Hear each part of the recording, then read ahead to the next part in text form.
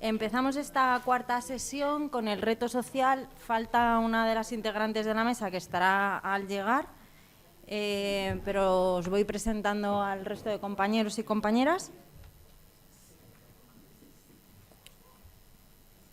Me acompañan en la mesa Kees van der Gist, que es investigador de la Universidad de Naciones Unidas, del Instituto de Medio Ambiente y Seguridad Humana. A continuación de él está Samuel Martín Sosa, que es el responsable internacional de Ecologistas en Acción. Y después, justo a continuación de Samuel, está Sara Casas, que es de Cruz Roja y es la responsable de Cruz Roja Española, la responsable de temas ambientales. Sé que esta mañana pues hemos tenido un programa bastante apretado y probablemente hayan salido cosas que vamos a tratar aquí, pero bueno, no por ello vamos a dejar de tratarlas, aunque trataremos de ser concisos o concisas sobre los temas que nos tocan, que en el fondo es ofrecer una visión desde la sociedad civil o tratar de contribuir con visiones de distintos actores de la sociedad civil sobre el problema que nos atañe. En general, yo creo que podemos decir que tenemos una... Bueno, se habla de crisis de valores más que de crisis en general. Yo creo que una crisis social, en lo concreto, podemos hablar de que tenemos una crisis de refugiados, pero también tenemos una crisis de inmigrantes que no califican bajo el estatus de refugiados de la Convención de Ginebra, ¿no? Muchos de estos migrantes, como sabéis, están impulsados a salir de sus lugares de origen por los impactos del cambio climático, ya lo hemos visto, pues sequía y otros conflictos derivados de la expoliación de los recursos naturales, que son cada vez más escasos. Y parte de estas migraciones forzadas se producen de manera interna, pero durante los 2 últimos años estamos viendo sobre todo cómo transgreden el ámbito de las fronteras, ¿no? Y parece que poco a poco pues este problema, en la medida en la que transgrede el ámbito fronterizo, va adquiriendo también una serie de connotaciones o va estando un poco en la agenda no solamente de las organizaciones o de las personas que de distintas esferas trabajamos estos temas, sino en la agenda política, ¿no? Por lo menos está. Otra cosa es que se tomen las medidas que consideramos oportunas. Además de esto, me gustaría recordar que hay alrededor de 75 millones de personas que viven en zonas costeras del mundo, por debajo a una altura de 1 metro o por debajo del metro sobre el nivel del mar, y que serán también,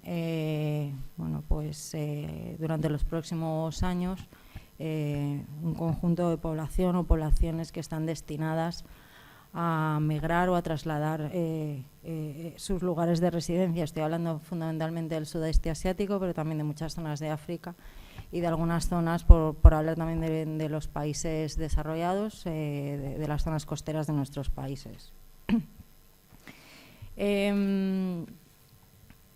Esta mañana decíamos que las migraciones climáticas no son un problema a extinguir, sin más, sino que en la medida en la que el problema está ahí y es una realidad que tenemos que aprender a gestionar, ¿no? Y tenemos que aprender a gestionar desde las distintas posiciones que nos ocupan, desde el ámbito académico, desde el ámbito político, en multinivel, a nivel local, regional o internacional, y también desde las organizaciones que al final trabajamos con las personas y trabajamos en la defensa de los derechos humanos y del derecho al desarrollo de todas estas personas de las que estamos hablando, ¿no?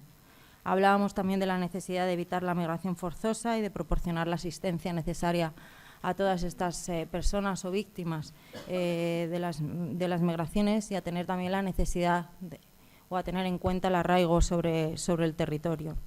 Decíamos que otra de las personas intervinientes, ¿no?, decía que la vulnerabilidad es algo a tener muy presente, pero desgraciadamente no solamente en este tema, sino en muchos otros, los más vulnerables no son los que se ven afectados exclusivamente por el problema y no tienen la capacidad de solventarlo, sino que desgraciadamente serán los que se queden y ni siquiera tengan la oportunidad de emigrar, ¿no?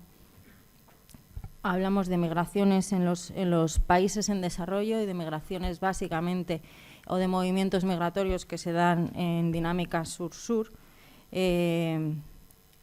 y creo, porque no he estado, porque estaba atendiendo otras obligaciones también, pero sí que me gustaría dar inicio a esta jornada de la tarde recordando que efectivamente hay gente que gana pero que no está bien que siempre ganemos los mismos. Por lo tanto, bueno, pues vamos a ver si con esta mesa podemos también poner encima de la mesa una serie de soluciones para que efectivamente no sean siempre los mismos los que ganan, ¿no?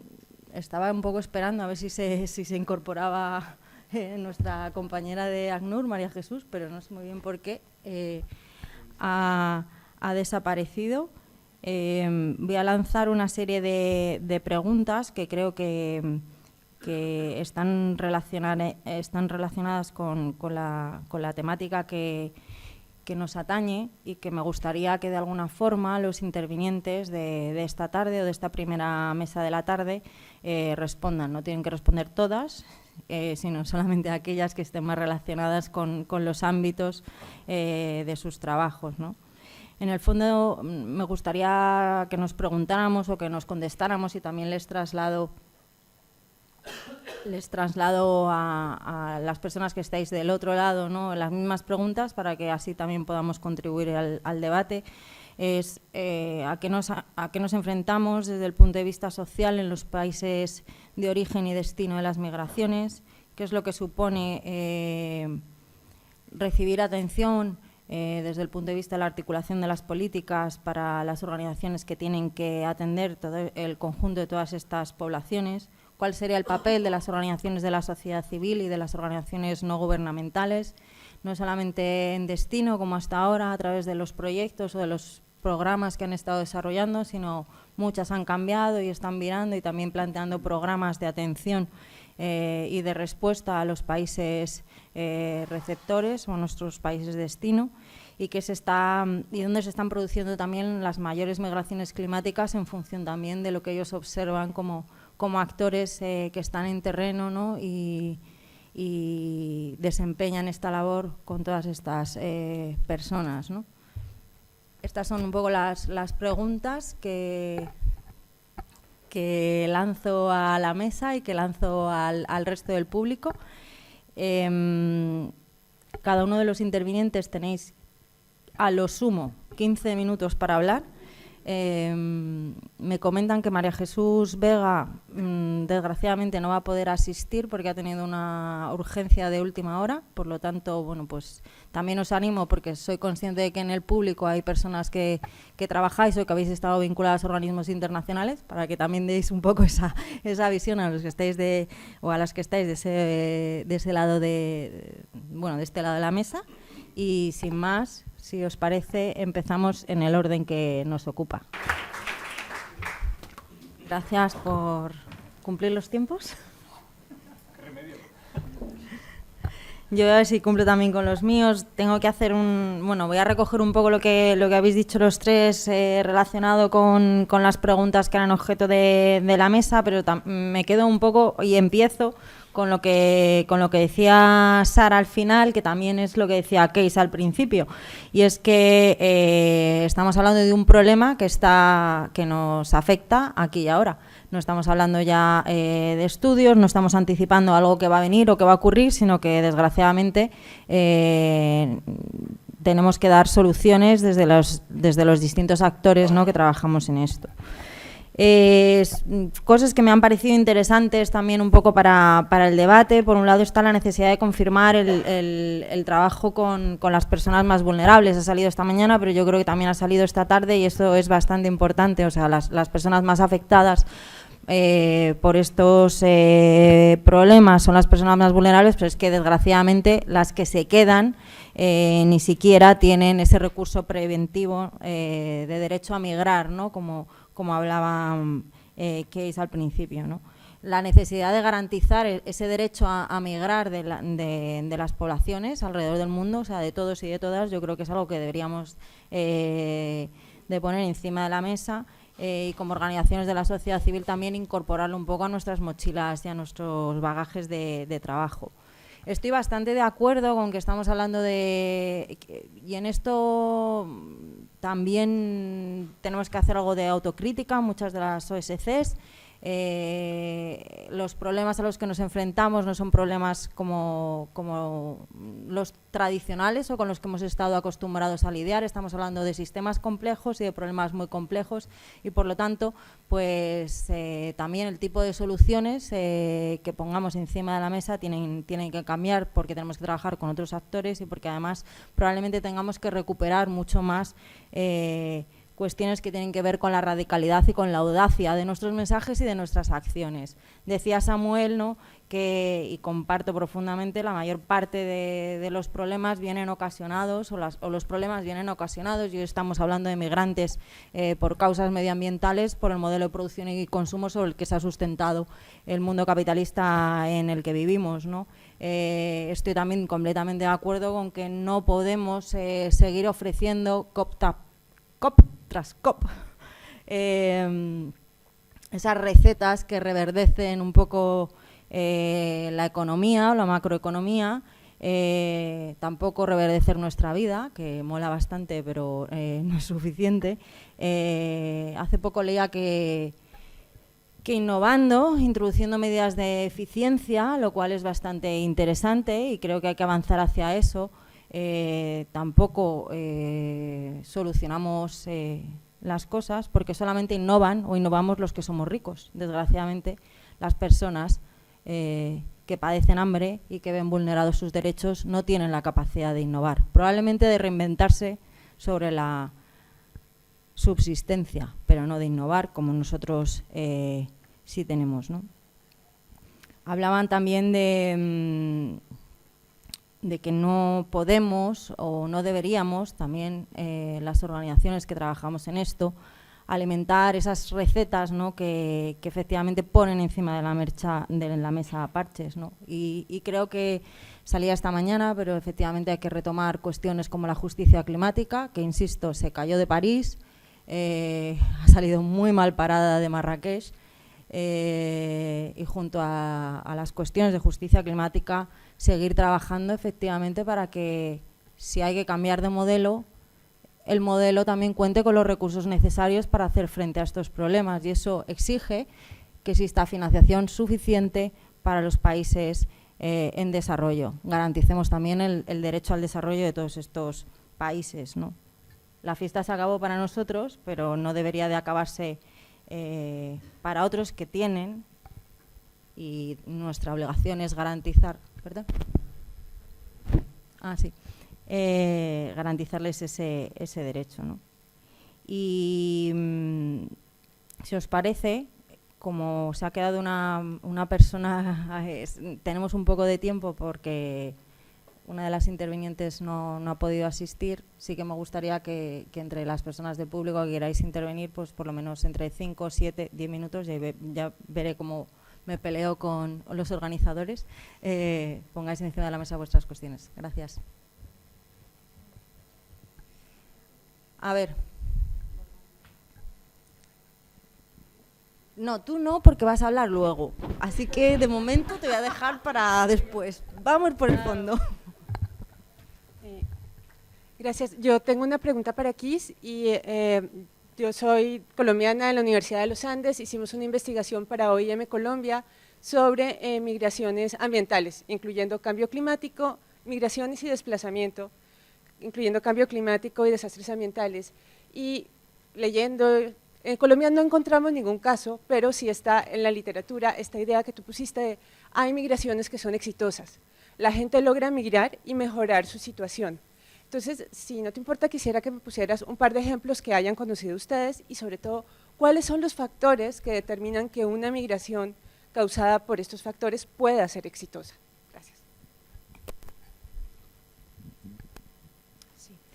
En el mismo sentido también tengo una pregunta que es, ¿habéis hecho investigaciones sobre los migrantes por causa del cambio climático, pero digamos los beneficiarios, los que tienen dinero y tienen los recursos para mudarse y quizás también mejorar su vida?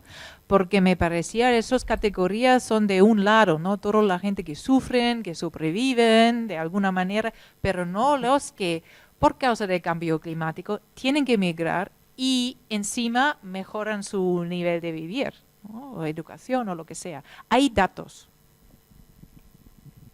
Gracias. Yo también quería preguntárselo a Kiss. Has hablado, Es la estrella hoy. has hablado de reasentamiento.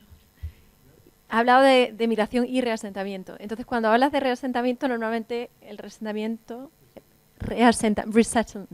Entonces, es una de las soluciones duraderas que se proponen como respuesta para los refugiados. Entonces, no sé si en el contexto de migraciones climáticas, como las migraciones, hemos estado hablando del elemento de voluntariedad, si lo que quieres es asimilar eso que existe en el derecho de refugiados, asimilarlo como una opción para los migrantes, que sería como el principio de, o sea, reasentarlos en un tercer país, distinto del país donde han llegado como migrantes, o quisiera que aclararas eso un poco más. Gracias.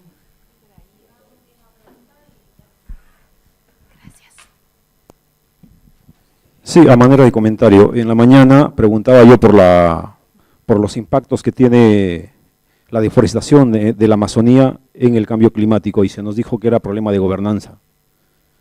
Yo creo que es no mirar la situación en su conjunto, de manera global, con ojos políticos, ¿no? con una mirada política. Yo creo que aquí, voy por lo que ha dicho el compañero de Ecologistas en Acción, aquí hay una situación de modelo económico clarísimo. El problema es el modelo económico primario exportador, extractivista en América Latina. Yo vengo del Perú.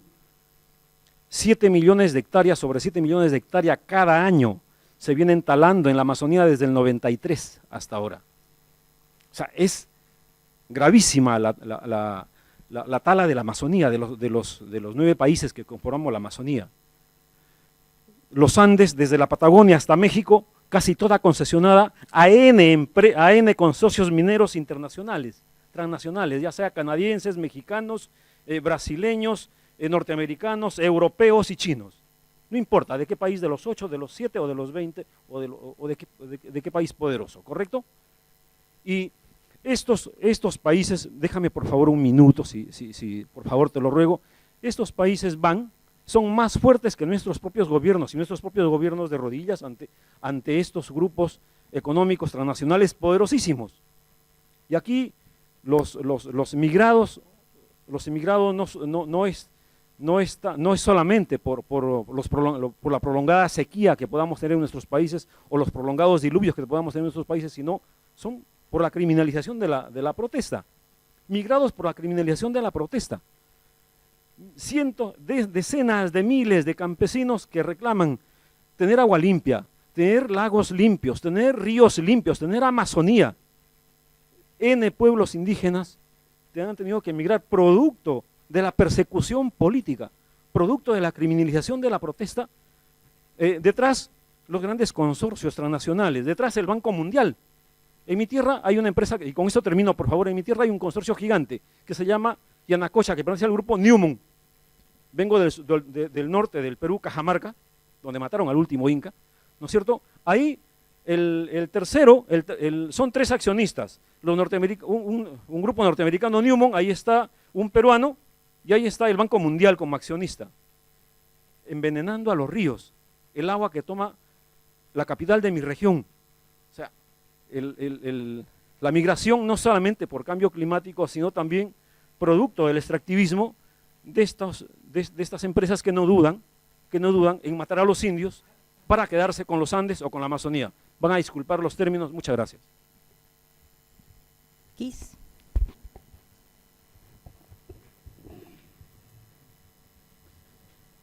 Muchas gracias por esas preguntas muy buenas. A mí me encantaría ir a Colombia para hacer esas investigaciones, pero lamentablemente todavía no lo he hecho. Así que te voy a dar un ejemplo de Ghana, de un ejemplo positivo, ¿no? de migración.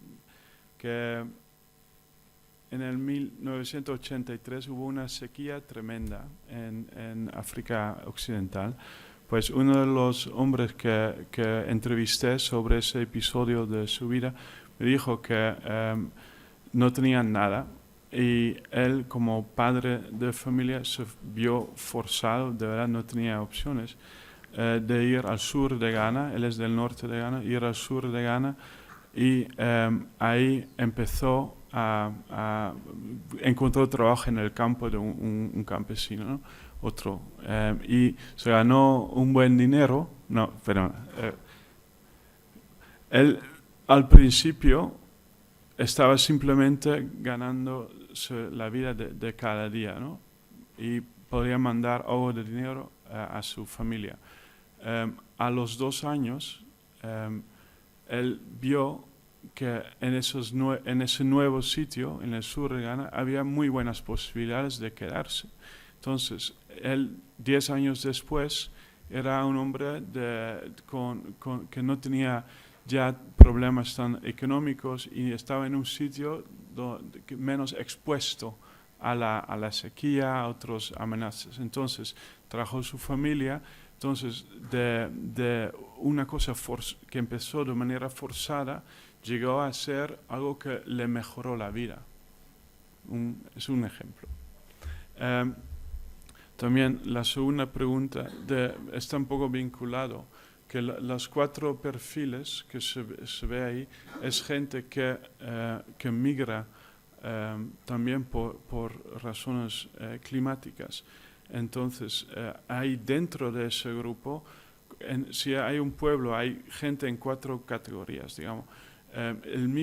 La misma amenaza climática tiene diferentes resultados para esos 4 grupos. Entonces, los que más, ¿cómo se llama? Posibilidades tienen, sí.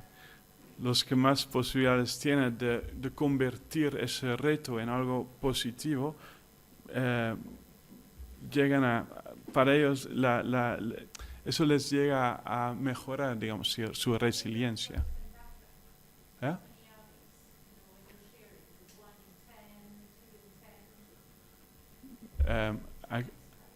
I cannot tell you right now. No sé. Y lo siento mucho, pero mi cabeza estaba tan llena, no entendía la pregunta.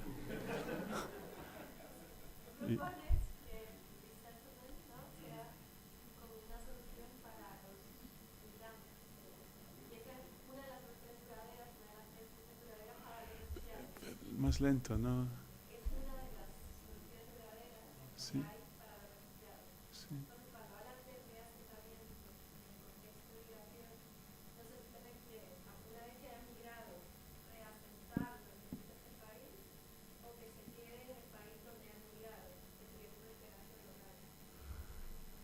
Okay. Yeah, I think usually the best option is to do that locally. Yeah, I think so. I'm sorry.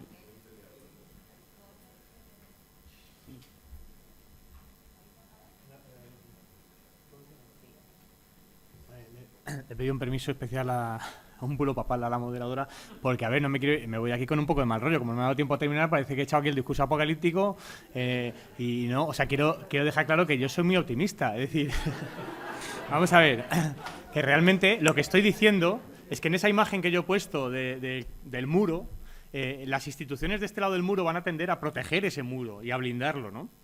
Entonces creo que tenemos que ser la sociedad los que demos el paso y nos empoderemos y empecemos a hacer esa transición, porque combatir las migraciones climáticas va a ser combatir la crisis ecológica. Y eso lo tenemos que hacer desde ya en nuestra forma de vida. Y empoderarse significa organizarse, porque realmente en esa situación de escasez de recursos y energía, digamos que en esa transición que tenemos que hacer, el dolor social va a ser menor si logramos articularla con unos criterios de justicia y de equidad. Y eso requiere una sociedad organizada y estructurada. Por tanto, creo que esa multicrisis, que es ecológica, es ambiental, es climática, también es democrática, porque tenemos un vacío de cultura democrática. Tenemos que realmente empezar a organizarnos, empoderarnos, retomar el poder y empezar a gestionar los recursos en cooperativas de consumo eléctrico, en cooperativas de consumo ecológico, de productos ecológicos, en mercados sociales, en alternativas al consumo. Y lo tenemos que hacer nosotros, porque si no lo hacemos nosotros, nos lo van a hacer. Nos van a gestionar esa escasez de recursos y lo van a hacer opciones ecofascistas que no van a tener criterios de justicia y equidad. Por tanto, esto es un llamamiento realmente, no a la inacción, sino a levantarse y a tomar las riendas. No esperar que nos hagan la transición, vamos a empezar a hacerla nosotros, porque las instituciones no la van a hacer hasta que nosotros no demos el paso. Bueno, pues nada, muchas gracias a los intervinientes por respetar los tiempos. Yo no soy así de antipática, es que me están presionando para que empiece la siguiente mesa redonda. Así que nada, muchas gracias y os dejo con la siguiente.